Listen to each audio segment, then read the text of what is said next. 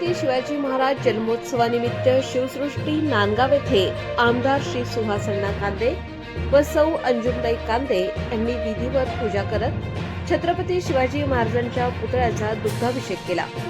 या प्रसंगी मतदारसंघातील 25 आमंत्रित पुरोहित बांधवांच्या मंत्रोच्चारात परिसर भक्तिमय झाला होता।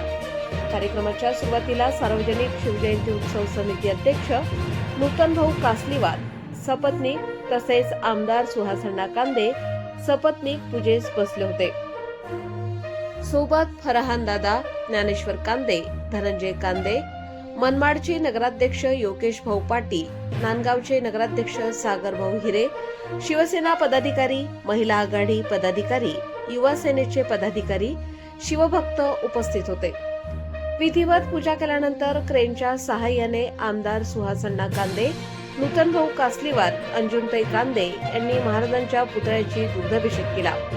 सोबतच गंगाजल, गुलाबजल, पंचामृत, दूध, फळांचा रस, पाणी यासह अभिषेक करण्यात आला।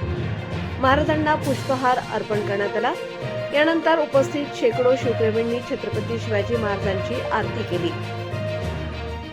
या प्रसंगी बोलताना आमदार सुहास अण्णा कांदे यांनी उपस्थित सर्व शिवप्रेमींना छत्रपती शिवाजी महाराज जन्मोत्सवाच्या शुभेच्छा दिल्या। कायमच छत्रपतींचा आदर्श घेत काम करताना शिवसृष्टीचे पुढील कामासाठी 18 कोटी रुपये मंजूर झाले असल्याचे त्यांनी सांगितले। येणाऱ्या काळात भव्य शिवसंग्रहालय तयार होणार असून या ठिकाणी छत्रपती शिवाजी महाराजांच्या काळातील वस्तू आपण आणणार आहोत असे सांगितले।